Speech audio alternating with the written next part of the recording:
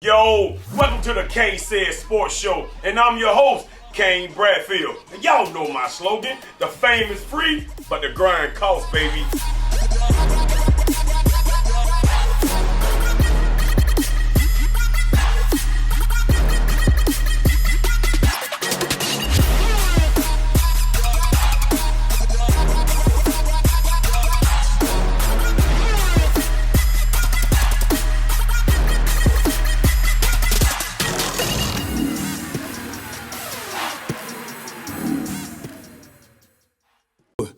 Yo, what's up, everybody? Thank y'all for tuning in to another episode of KaneSaid. And I'm your host, Kane Bradfield. Y'all know my slogan, the fame is free, but the grind costs, baby. Listen, man, I got some special guests in the house, man. I got some real life dogs, man. And we're going to talk that talk. We're going to talk a little basketball, man. How y'all doing, man? Doing good, man. Yeah, man. Hey, man, look, man, let the people know who you are, baby. All right, I'm Coach Ward, head basketball coach for the boys at Gardner Newman Middle School. Yes, sir. All right, I'm Coach Gay, and I'm the head boys basketball coach at Callaway Middle School, second season, unfinished business. Unfinished business. Okay, so listen, y'all. Listen now. Listen, I got y'all in the house now. I don't want no brawls, no, you know what I'm saying, throwing bottles in here. We're going to wait till we get on the court. Right. I feel that, man. So listen, man, you know, basketball season, man, it's upon us, dog. You know, it's upon us, man. So I want to talk about preparation for a minute. Coach, I'm going to start with you. You know what I'm saying? You heading into, like I said, your second season. Yeah. You know what I mean, man? Let's talk about the preparation as you prepare and getting ready for the second season. Well, I'll be honest with you, Coach. My preparation started the last game we played last season. Yeah. My mind had already kind of went into motion of what would the makeup of my team look like this year. Yeah. Would we still be dealing with COVID? Okay. Okay. Some of the challenges, personal challenges that kids go through, and then just kind of looking at my strengths, my goods from that season, and kind of building on that. And then, of course, you know, I'll be honest with you, man. We lost that semi-championship game to a team that we had handled pretty good. Yeah. Twice in the regular season. So my wheels had already went in motion with preparation. I think as a coach and a successful coach, you have to always be in preparation mode, man. So I dig that. So I'm actually just a coach. You know what I mean? You know, it's an old saying this. It's hard to beat people 3 times. Yeah. That kind of stuck with me. So let's go. It stuck with me because, like I said, it was a team that we had handled pretty good twice in the regular season. And look, they came out. They were the better team that day.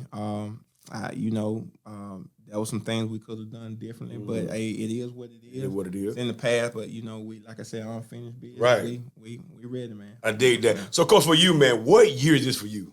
This is actually year 4 for me. Year four. And just to speak on the preparation part, you know, my preparation starts every day. Yeah. Every day. You know, I'm always self-evaluating. It starts off with self-evaluation. You know, how can I become a better coach? Right. You know, what are my strengths? What are my weaknesses? Yeah. You know, what can I do to make my team better or to get them over the hump? And like I say, now with it being year 4 and kind of having kids in the program that's been in there 2 and 3 years, you know, they kind of know what I expect, and me and the other coaches, you know, on the staff as well. Right. And when the kids kind of know what you expect and they start to buy into it, it's kind of the program rolling. Okay. You know, year 1, you know, I call it like you're building a car. Okay. You know, year 1, you know, you got your body. Yeah. You know, then year 2, you know, you kind of start putting your wheels on there. Then year 3, you know, you start adding your insides, and now with it being year 4, it's time to ride. I got you, man. I dig that. So, Coach, man, and even both of y'all, you know, I'm both answer this question here, man. So when we talk about, you know, people, you know, who you looked up to, you know, people who you patent your coaching style at it, you know, after, man. You know, y'all give me that, man. Who do y'all patent yourselves after somebody, if there is somebody? Believe it or not, I've always, from a local standpoint, I came out of Harris County, so Pete Jeter, Dr. Aaron Jeter, who went on and won 6, 7, 8 state championships in a row.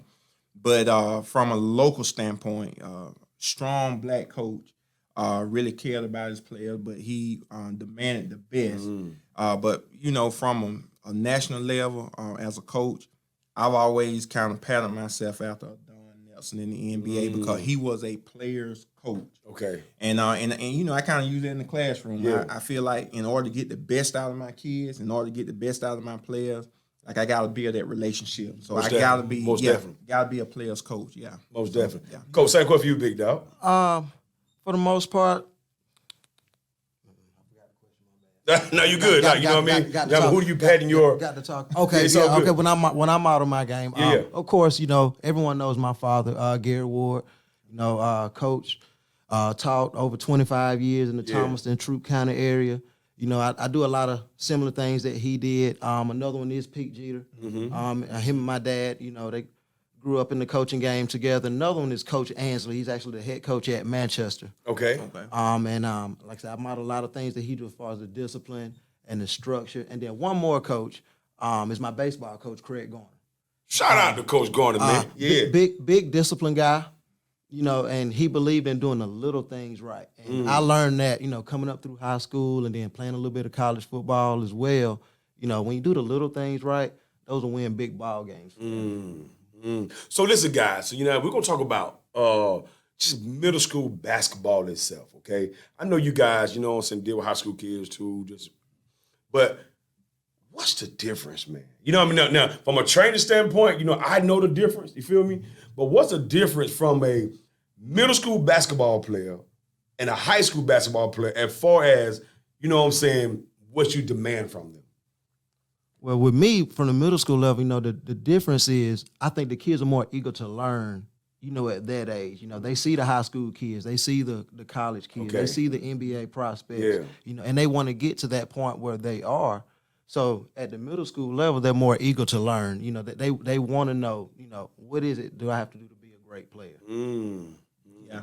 Yeah. Coach Ward, I certainly agree with you that is one of the biggest things that I've seen with middle school players and high school players. Going back to my first season at Callaway last year, I had spent the 3 previous seasons with the girls at LaGrange High School under great man Stephen Tuck, Coach Tuck. Shout out to Tuck, baby. Yes, sir. Appreciate you, Tuck. And I know with girls, you had to kind of give them that extra push. But when I got to Callaway Middle School, like Coach Ward said, these boys were ready, man. They were eager to learn.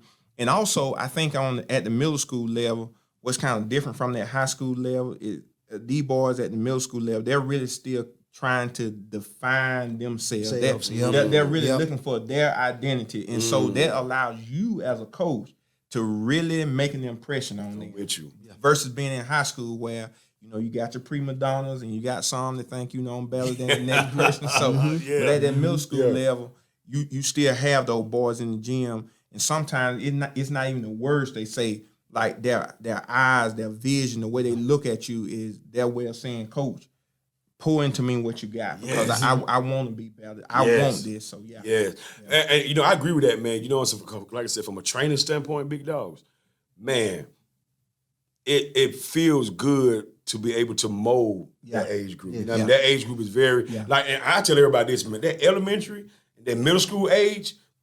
You can mold that. Don't get me wrong now. That's the best time to get. You feel me? Yeah.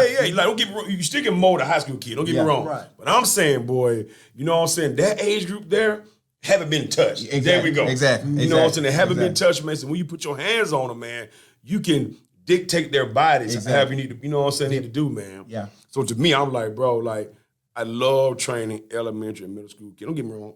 You know, I train a lot of high level high school kids, but that middle school age, boy. Yeah. You know what I mean? It's something about that age, dog. And Coach, if I can say this, man, going back to last season, and it'll amaze me how my players kind of picked it up. Like we can be in practice, we're doing our thing, and I'm like, hold up, teaching moment. And like, man, like after a few practices, like those boys, man, when I say teaching moment, ready. They get get ready. locked in. Yeah. Like, okay, the gym is silent. Yeah. Nobody moving. I'm fixated on what Coach Fixin say. Like, I want this, man. Yes. And that tells a lot about, you know, you as a coach as well. You know, when you demand that respect and that command, and all you have to say is, all right, teaching point. Yeah. And that gym is quiet right then and there. You know, that tells a lot about the coach as well. Appreciate it. Yes, sir, Coach. Man, Learn from you, Coach. You know what I'm talking about, baby. You know what I'm talking about, baby. But listen, y'all. I got to ask you something, though. Like, you know what I'm saying? I know y'all cool, right? But, man, how do you two turn off that switch? Turn on that switch, however you want to put it, when it comes to y'all face each other? Well, like right now, the switch is off. You feel me, right? Yeah, you know, right now the switch is off. And we're similar, you know, as coaches, and he knows, you know, once we hit the floor and once that ball is thrown up, you know, it's time to turn it on. Right. You know, we're good friends, but for those, we play, 6 minutes a quarter? Yeah. For those 24 minutes, you know, we're not friends. It's showtime, Right. you know, Exactly. but once the horn hits 0, you know, we're shaking hands and good game, you know, no matter the outcome. Exactly. I dig that. Exactly. And Coach, I hold a lot of respect for this man. Most definitely. I hold a lot of respect. I go back to we played them early in the season, first game for us last season, and he beat us by 4 points on his floor. But when he came into my gym, you know, he kind of roughed my balls up pretty good. Okay. And you know, for me, going after that game, just being able to say, okay, you know, this is my friend. You know, when we're on the court, you know, we're enemies. We're battling each other. But I say, okay, I see. Like, even in the preparation stage, like, he like, you know, I ain't gay friend. You know, I got to put it in, and it kind of showed on the court. But like I said, after game, You dapped up, we showed cool. love. Yeah, we can cool. talk. Regardless, like he said, regardless of the outcome, we can go get to it each in. other after the game and talk. Yeah, Big, yeah. though. You know, we can talk. You know, we evaluate each other. Exactly. You know how we can get better as teams. You know, and that's a good problem to have. You know, when coaches can come together after a win or a loss. You know, and be able to communicate and talk about Exactly. the game. That's major stuff, man. So listen, man. So from an NBA standpoint, man, the game done changed. Yeah. Right? A whole lot. So how does that affect you guys from a middle school perspective? Right now, I don't see it. I mean, it don't really affect me, mainly because, you know, I let my boys know, look, the NBA, those guys are talented, but it's a business as well. So, you know, the NBA has been structured and crafted, so everybody putting up 140 points a game and all that. Look, down here, look, you're playing for something. You're at this level, at the middle school level, you're playing, forget about NBA, you're playing for a free ride to college. Right. That's where your mind needs to be. Right. So, I try to preach to my boys, don't get caught up in the hype of the NBA. If it happens, it happens. Well, no. From a standpoint of playing style, because like, you know what I'm saying, me, man, I'm a big Shaq fan. Yeah. But there's no more Shaq. There's no more back. There's no more back to the back. Post Right. players. So I'm saying from a middle school standpoint, you know what I mean? You know, do y'all have a person back to the basket, or, Yes, sir. or y'all Yes, sir. NBA? I'm a back to the basket guy. So am I. So am I. And like I said, we're very similar. You know, the NBA game has changed. I call it soft. You know, a lot of people don't like it, but you know, I call it soft. I'm with you, Coach. There's no I'm with you, back to Coach. the back. You know, post players, and you know, you don't see a lot of NBA players taking charges or diving on the floor. You know, simple things like that we try to preach at the middle school level. Yeah. You know? And I tell my guys all the time, you know, it's okay to watch NBA basketball, but look at how they play. Watch the ball movements. You know, watch the people that's sitting on the bench, how they're reminding people, all right, you need to be in help side on man to man. Yeah. You Talking it up. Yeah, right. And the biggest thing is those guys get paid to play basketball. Yeah. They get paid Exactly. to do all those reverse layups. Or if you're Steph Curry shooting the ball from 34, they get paid to do things like that. I mean, he got entertained something. Yeah, right. Yeah. Right. Yeah. Right. Go I mean, ahead. Coach, I'm still a person. Most possession, I want paint touches. So you know, that's just kind of my philosophy with basketball. You know, so I don't want people living at the 3-point line. Great, that's a great element to add to our game. But I want somebody in the post. I want paint touches. Yeah, That and then and the teachings of patience, you know, on offense. You know, NBA and even in college, and now they're actually bringing it to high school in Georgia. Now they have shot clock. Yeah. You know, we don't have a shot clock in middle school. So you know, from my kids watching the NBA guys, they're seeing them, you know, get up and down the floor, quick shots. Whereas at the middle school level, you know, we're trying to teach. Yeah, we want to get up and down the floor fast, but we want to move the ball until we get a good shot. There's no shot clock, so take your time. You know? Right. But I'm saying, I mean, what happened though? Like, you know, now how did the game go for an NBA perspective? How did the game go from back to the basket? I mean, to where we at now? Well, they're more athletic now. Yeah. You know, people are more athletic now. You know, now, and everyone's lifting weights as well. You know, back in the day, and a lot of times, even when my dad was coaching high school ball, everyone wasn't working out, right, and lifting as hard as they do now. But like I said, everyone works out. People are taller, bigger, stronger, faster. It's just the evolution of athletes. Right. Yeah. I agree. I agree wholeheartedly, and of course, I think the NBA as a business is kind of played into those dynamics. Because we have players that are more athletic, that are able to do things that they weren't able to do 30 years ago. We're gonna mold and shape our game or our league around the evolution of those athletes. So it's 20 years ago, you couldn't have told me you see 7-footers out shooting three. Exactly. My way downtown. Right. Exactly. Yeah. Our team scored with 100. ease. Our team scored 130. That's crazy, ain't it, man? Yeah. But you know the old saying, man. Offense sell tickets. Yeah. It does. You know what I mean? On every sport. Because what sport you playing? Yeah. If you can score a point, people going to be at that game. Yeah. It's just what it is. And listen, y'all, now, I'm going to ask y'all a question in a few minutes. I'm going to go back to something else. But, man, let's talk about players to watch. Okay, so name a few players on your squad, Coach, you think too. A few players on your squad, you said, Coach, you know what I mean? They're next. Up and coming. However you want to put it. Well, start off, I have an 8th grader, Jalen Brown. He's a 3-year guy in my program. He's been on the team since he was in 6th grade, so he's pretty much like that senior, on the team. Also, DeKevion Anthony, who is also another 3-year player on the team. I think they have the tools. Once they continue to keep that good work ethic and learn how to just practice hard at all times, and know that, we don't practice basketball just to have practice. We practice to get better. Once they get that workhorse mentality day in and day out, I really think that we could possibly see them playing on TV, playing some college ball one day. Wow, that's what's up. How about you, Coach? What you got for me, baby? My squad is fairly new, but I have one kid was the only 6th grader that made my team last year. Cordarius, Dandy. Short kid. He's actually sprouted up a little bit, Coach. Got a little height on him. But, football too. Exceptional kid, man. Great attitude, Coach. Works hard in practice, every single practice. Plays hard every single game. Does it in the classroom. And I just think that kid, and he's a multi-athlete kid, so a multi-sport kid. So I just think he's gonna do some real special things. Another kid that I'm hoping 8th grader, Desmond Cunningham, that I'm really looking to really push this year. Because I think he don't realize his full potential, but I promise you we're gonna get it out of him this year. So and that, just to reiterate on the Cunningham, he's a great kid. Not only does he play basketball, but he's a great kid. If he walks in right now, he's gonna come in, he's gonna shake everybody's hand, he's gonna speak to you. Shout out to his parents, then. That's right. That's right. It's very rare. It's very rare. And so listen, man. So that leads me to my next thing, though. Man, how do you guys deal with parents, man? Like, you know what I'm saying? Twofold on this one. Where parents who understand what you're trying to do, and a parent who think they can do it better than you. How do you deal with that as a coach?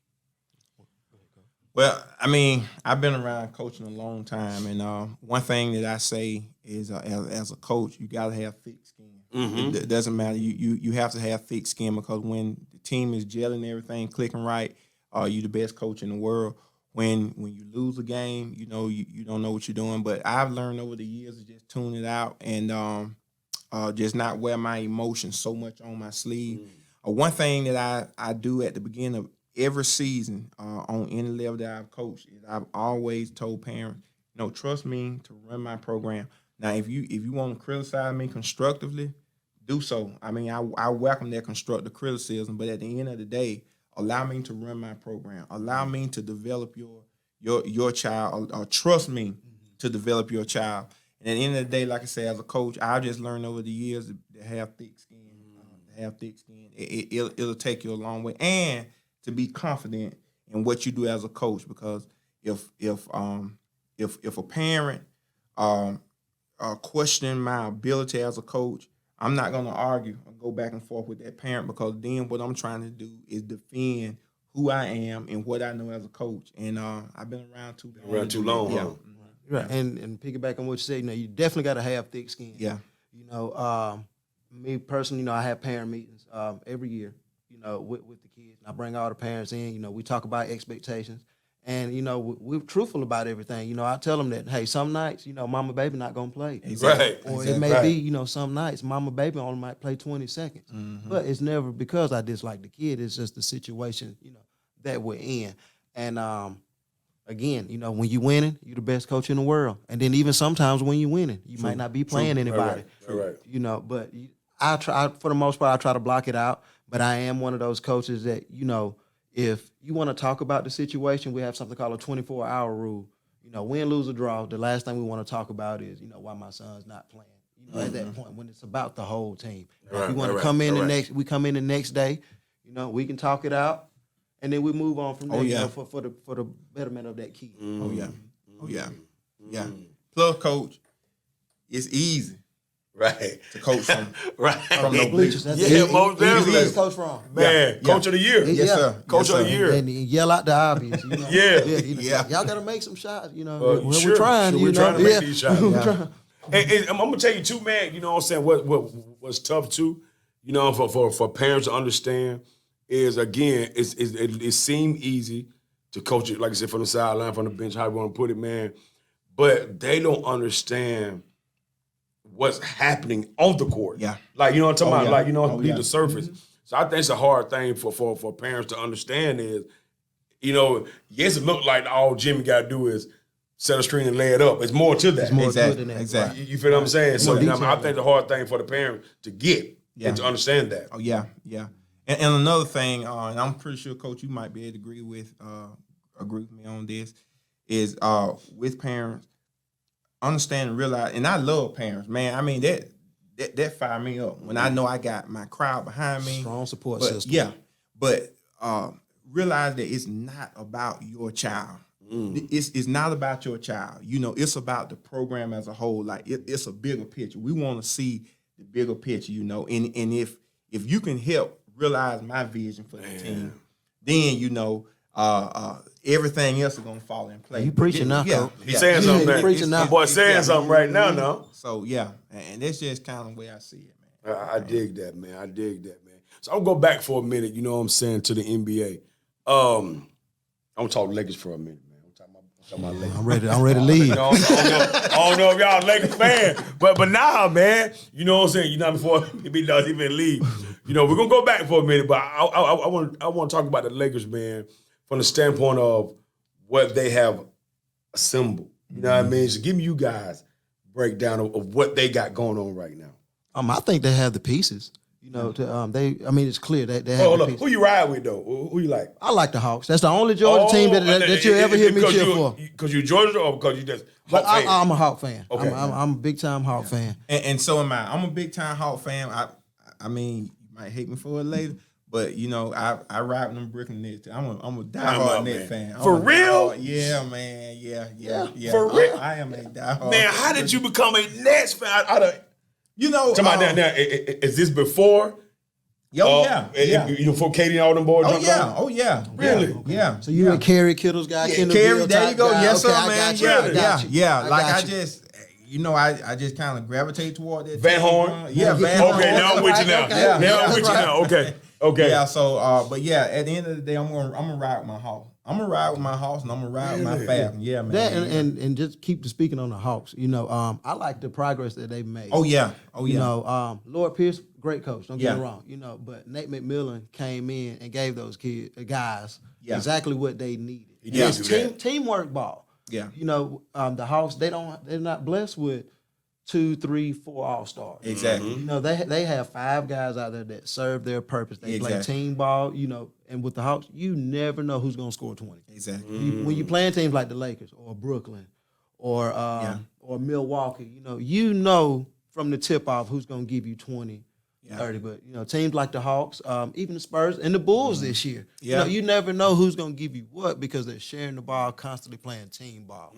So, but can anybody really beat the Lakers? And I'm be honest though, I'm a LeBron fan, so I'm a super Laker fan now because LeBron. Yeah. You feel me?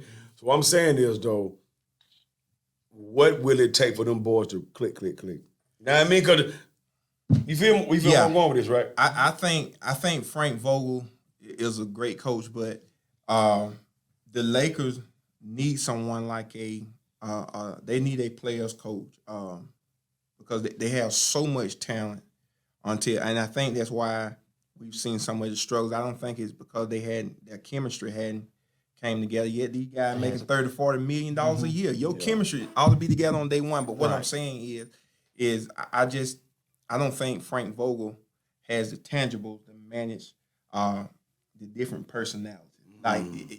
Because they were good last year. But I mean, this is like a super team this year. He got more firepower. Yeah. He got more firepower. Yeah, he's got to make that jail. But to knock everybody saying is their age. Man, LeBron, and he's different. Yeah, but I'm saying everybody talking about. You know what I'm saying? Well, yeah. I mean, Westbrook's in his 30s. He's in his 30s. You got Carmelo that's pretty old. Yeah, he's balling right now. And he's balling, right? Yeah. And my whole thing with the age thing is, man, I don't get caught up in that mess. If you're a ball player, to me, you're a ball player. Right. I look at how long Tim Duncan did it. Yeah. Mr. Fundamentals himself. Oh my He wasn't the fastest guy in the world. Coming in when he first got in the league, he was able to jump, he was able to leap. But then as he got older, he didn't have that same elevation, but he used his fundamentals, simple drop steps, things like that. So the age part doesn't really concern me. With the Lakers, the biggest thing is, are they going to make shots down the stretch from the outside? They can get into the paint whenever they want to. Whenever they want to, they can get into the paint. But can they hit shots from the outside when in crunch time? So, but I'm saying, though, can Westbrook find his way? I still feel like he's still trying to find his way. It's early, though. He's trying to find his way.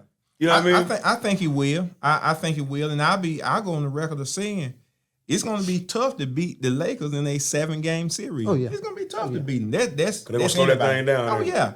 But and in today's NBA, teams really don't play defense. So these guys got a lot of extra miles on that your centers, your Elijah Warren didn't have years ago. But I mean, they banged on both ends of the court. These guys, they beat you one step, they gone easy layup. Yeah. So with the age, I really don't see it as a factor. I feel that. I think down the stretch and as the season gets longer, it's going to be even tougher to beat the Lakers. And I don't think it's more so going to be because that chemistry kind of come together. I just think at the end of the day, they have so much firepower on that team until and then, like you said, even at LeBron's age, LeBron can still kind of stretch that defense. AD is definitely going to do it. So yeah, they'll make shots. They'll be able to make shots from, in my opinion, they'll be able to make them from outside because naturally, defense is going to have to make choices. And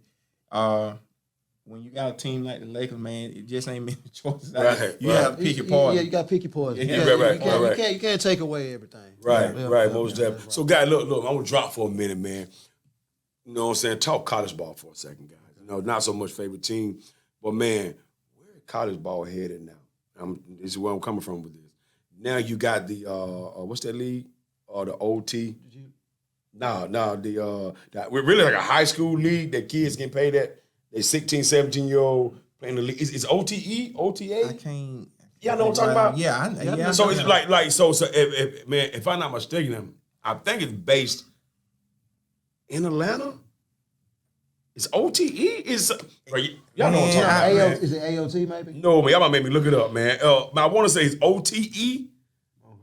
God, man, give me a second. I'm going to find it, dog. I'm telling y'all, man. So, you know what I mean? So what they're doing now, they're paying athletes, right? Right. Yeah. So now because they're paying athletes, now you got guys who are not going to your colleges now. Right. So I'm saying is, where is college ball headed? Well, I'm not sure now. I know you don't have the UIL, for football, where the football guys can get paid, but I'm not sure, if from a college basketball standpoint, if that's going to happen or not. But if it's overtime. Okay. You know what I'm talking about? Got you. Yep. Overtime. Overtime. Okay. But even now, I mean, even with that, and then you got college ball, it's almost to where the goal is not playing NBA professional ball anymore. Right. You can get paid in college now. Yeah. And I think in the long run, from a business standpoint, it's going to continue to be profitable for college, but from a personal standpoint or athletes, it's going to run a lot of athletes, man. It's going to run a lot of athletes. Because see now I'm gonna tell you something. Don't get me wrong, man. I'm loving that they're starting to pay athletes. Right. But here's my biggest fear. Think about, man, when we were 16, 17, 18, you know what I'm saying, 19 years old, how kind of hard-headed we were. Yeah. Man, can you imagine being 16, 17, 18-year-old making six figures? Nope. Come on, man. Can't You feel me? imagine. Yeah. So it's going to be hard for a coach to say, you know what I mean? So that's my biggest fear is that, you know what I'm saying, you can put a lot of money in some young dudes' hands. Right. Yeah. Right. And I truly feel, Coach, I feel like this stuff need to be, I mean, it's taught to a certain extent in school, but I think it really needs to be taught in school, man, because that's what I think mess up all of our athletes. You don't even have to be paid six figures, man. If you used to eating apples and all of a sudden, or you used to eat hamburger and all of a sudden you eat steak, it's a different dynamic. It's a different feel. And so, but I think it could potentially hurt a lot of our young people. So, but let me tell you though, man. So this league here, so it's an actual league, and so they're getting now. It's a great setup, man. And Trey Young, he's an investor behind it too. Okay. Maybe, yeah, a couple more NBA players. But let me tell you, man, these kids here do get financial literacy. You know what I'm saying? 'Cause it's a school. It's the preparation. Right. It's a school. Yeah, it's a school. So if I'm mistaken, it's 4-to-1. Like four students to one teacher. Okay. So they getting financial literacy, man. They getting, like, for example, let's say they decide to so they can stay there, but let's say they decide to stop playing basketball. This particular league is still gonna pay for them to go to college. Okay. Yeah. So you feel me? But again, though, you gotta be a special kid to go to this particular league, whatever. So you know what I mean. So I think they're getting what you're talking about. You know, learning how to take your. Cause again, these boys six figures. Yeah. Like this kid. Wait a minute, Mickey Williams. Michael, yeah. So he won the boys. Yeah. And he did an interview the other day. He said, "How you doing?" First thing he said was, "Get money." So you know what I mean? Now I'm like, hey, first remark, well, I'm getting money now. Yeah. You know what I'm saying? So things like that, man. I'm just hoping that they surround themselves again with people who can help them take care of them. For real. Yeah. That's one of the things I admire about LeBron. Going into the NBA right out of high school. I mean, the man had a lot of business savvy, but he surrounded himself with people that could help him get greater returns on his investments and so forth. And I think, and of course, he kind of naturally evolved over the years, and so that's one of the things I admire about him. But yeah, it can be a dangerous situation. On one end, it's a good thing, but on the other end, it can be dangerous, man. Right. It's got its pros and its cons, man. Yeah. But like I say, it goes back to that preparation stage. You know, leading up to that point before you get paid. You know, are they teaching you this, or it don't necessarily have to be a teacher. Are you learning this from home? Exactly. It's just that preparation before you get paid. Yeah. So, all right, guys, I know we got to talk AAU. You know what I mean? So, I'm giving you guys input on AAU. You know, how is it beneficial or how is it not beneficial to a kid? Give me that. The dynamics of the AAU have changed too over the years. Okay. And some programs I think are beneficial to kids, but for the most part, and I'll be honest with you, what most of the traveling teams are doing is really not AAU ball. It's just rec times 2. That's right. Yeah. Right. So I think if you're in a stable program, a solid program, I know y'all ran a great program, man, and it's a stable program, well known. It's out there, and I think, and then with you being a coach, I think it is very beneficial to athletes that want to play. I mean, I'll be honest and say, even going to Callaway Middle School this year, the Grange Warriors, right. They run a great program. Great program. Most of their kids are over at Callaway Middle School, so that's a plus and a bonus for me. I've been on both sides of it. Being a former AAU coach, where I've seen good teams, but then I've also seen, really, as bad as I hate to say that, Coach, I've seen kids exploited at that level because you had people running no program that, again, just kind of want to line their pockets. So, yeah, it has its pros and cons. Yeah. It just depends on the program. Yeah, and it, like I said, it's got its benefits. You know, speak on my last year's team. I had 9 guys that play on the same AAU team. So, you know, they went an entire summer playing with each other. And then come season time, my starting 5 plays on one AAU team. So now, they know each other, they're Camaraderie. gelling, stuff like that. And then you have like programs like mine. I coach for LaGrange Wolverines. I coach the high school team. And I'm more of developing fundamentals. Getting you ready, because a lot of guys on my team, you have some that made their team, you have some that got cut from their team. So my goal is just to develop athletes. I could easily go around. I could go to Callaway, Troop, LaGrange, and I could get the best players and load them up on one team. But it's not about that. Right. It's about developing the kid and getting them ready for that next level. Yeah. I dig that, man, because I was, my trainer here, Dante Wade, man, he just started GTS program. And the same type stuff. And one reason why it made me want to be like, yo, I'm going to help you out, because I saw that stuff. Talking about the fundamental, talking about, the discipline of it, and not just playing basketball.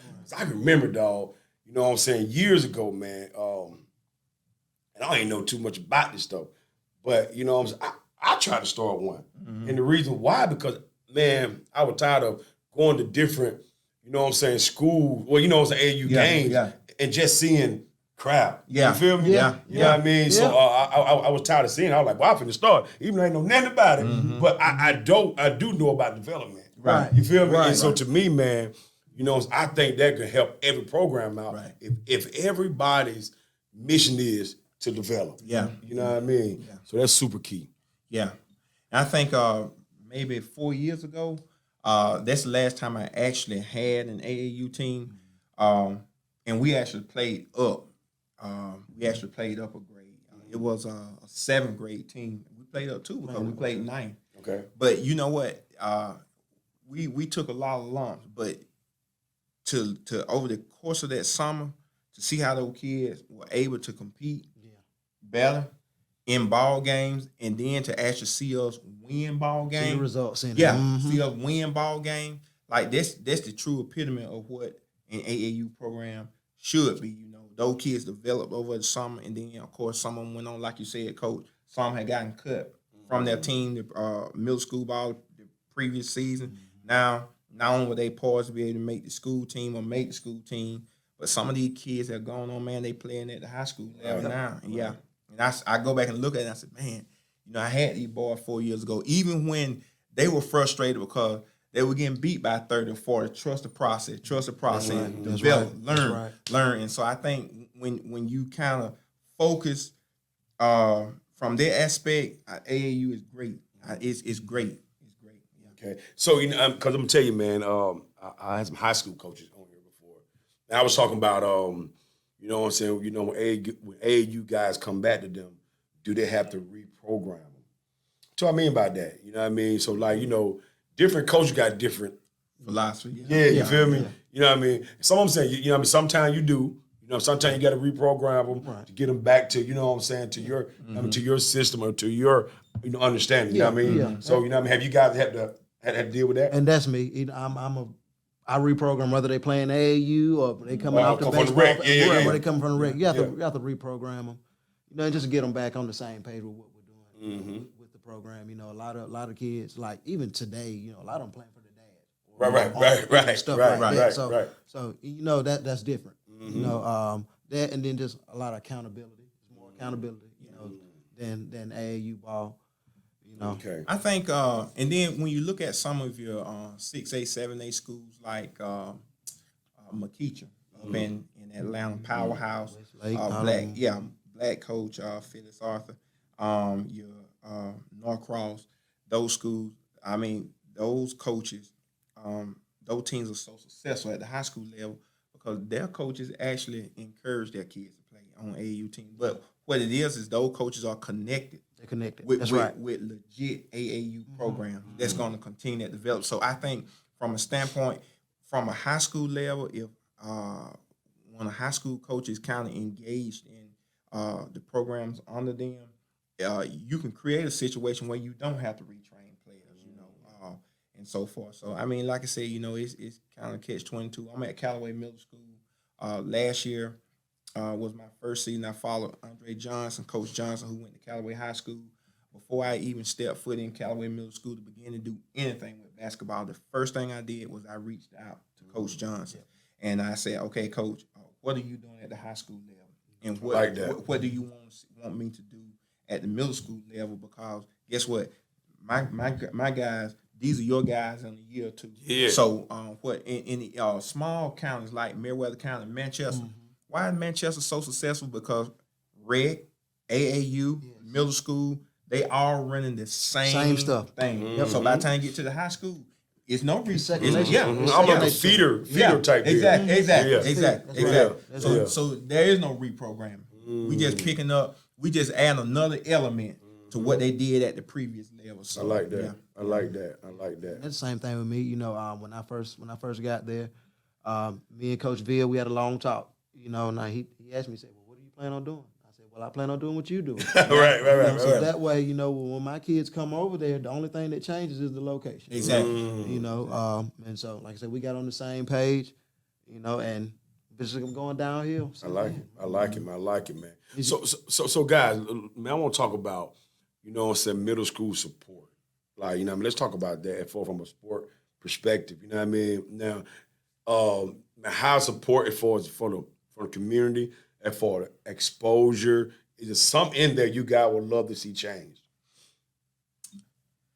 I think I'm in a unique situation at Callaway. As is now, I like what the program is. We definitely have the support over there. If I can give a shout out, I definitely want to give a shout out to Miss Riley and Miss Thornton, because they've been very supportive. What up, Miss Thornton? Yeah, and Miss Riley, along with Coach Woodard, but they've been supportive, and I think it's just a tradition there at Callaway. So everybody seems to be on the same page, on the same team, and so it's really kind of hard for me to really talk about anything I would like to see change, mainly because right now, everything just kind of gels together. Yeah. And just from a support standpoint, from Gardner Newman, you know, I've been spoiled. Great set of parents. You know, they come to me, Coach, what do the boys need? I don't even have to go to the athletic director half of the time. You know, they come to me, and what do the boys need? I tell them, and they get it for them. You know, the biggest thing that I want to see more of is communities coming to the game. Yeah. You know, don't get me wrong. There's a lot, like when we play each other, the gym is packed. You know, but I would love to see, like it was back in the day, where they turning people away from the gym. No matter what game it is. No matter what game it is. Or the gym so hot, I mean, it's packed that it's just hot in there. You know, that atmosphere, that's the only thing that I miss. But I do think within the past 2-3 years, I think we're bringing that back. Okay. But that's positive, though. You know what I mean? Because I always wanted that. I'm going to tell you, man, it's something I always said, man. I'm still trying to figure it out is, you know what I mean, from a media standpoint, you know what I'm saying, what can my lane do to open up, you know what I'm saying, more eyes? Because I think you and I had talked about this before, just text about, you know what I'm saying, trying to have something that by the time this kid get to high school, the community know about this kid. You feel me? Yeah. You know what I'm saying? Yeah. You know what I mean? So that's what I want to do, man, is figure that part out. You know, how to find that balance with the high school kids and with the middle school kids. So when they get to high school, you know what I'm saying, the community know about them. The community knows about them. You know what I'm saying? Right. I feel you on that, Coach.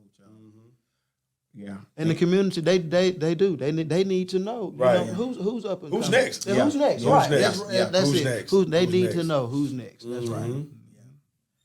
Yeah. And that's I don't know how we do that. I think again with Coach Boyd, I think the Callaway Gardner Newman rival, it was a good rival, but I think it's becoming a great rival. But all three schools here in Troup County, and I'll be honest with you, I think the talent level at all three schools exceptional. The coaching is outstanding at all three levels. So, and I think I think people from the outside are starting to see that. And from a media standpoint, I don't know, man. Maybe if we can get y'all in to film a rivalry game or something like that, man. I think that. Like I say, it's coming back because actually 2 weeks ago, April Ross came in. She did the long Kane game with us, and Kevin's been there. Kevin Eckelberry, he's been there all year long. You know, like I say, we're easing back to that point. You know, like when I was coming up, gyms are always packed. Football games, basketball, you know, stuff like. But we're easing back to that point, and I love that. Yeah, I do too. And all three schools are competitive now. Very competitive. All three schools it's not just one side. It's not all right. This Callaway, this Gardner, Newman. All three schools are competitive. Competitive, and I dig that, man. I dig that. So y'all check this out, man. So at the end of every show, man, I always want the guests to leave the people, the viewers, and the listeners, something positive. Who want to go first at that, man? Alley-oop to him, baby. All right. Man, leave them something positive, baby. Leave them folks something positive, man. Hey, listen. First of all, thank you for having me on the show, man. I thoroughly enjoyed it.